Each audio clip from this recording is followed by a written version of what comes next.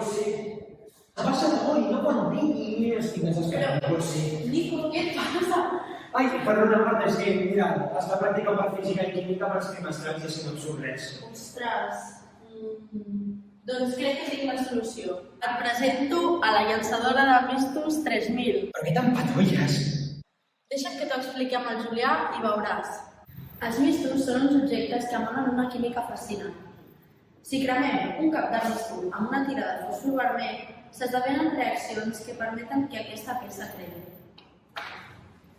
El principal producte d'aquesta reacció de combustió és el diòxid de sofre, que obtenim principalment a partir de la combustió del trisulfur de diantimoni, que és el principal component d'un cap de misto.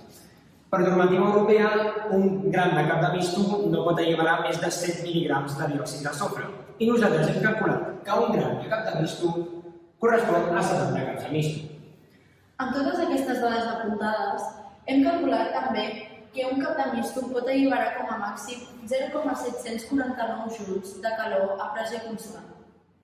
Si instal·lem uns petits projectils al cap del misto i apropem una flama a aquests, i a més deixem un canal d'escapament perquè surtin els gasos, aquests gasos, és a dir, el diòxid de sofre, haurien d'impulsar els projectils a una certa velocitat. Això passa segons la conservació del moment lineal. I a més, el que succeiria seria que una part de la calor alliberada a pressió constant es transformaria en energia cinètica. És per això que la nostra llançadora 3000 és una llançadora de projectils. Els nostres projectils de paper d'alumini tenen una massa de 0,064 grams i en el seu vol traçaven una trajectòria de tir parabòlic influït per forces d'arrossegament aerodinàmic. Per això, les velocitats horitzontal i vertical d'aquests coets seguien aquesta equació exponencial. Les quals hem obtingut amb el processador de vídeo Strapi, una eina gratuïta.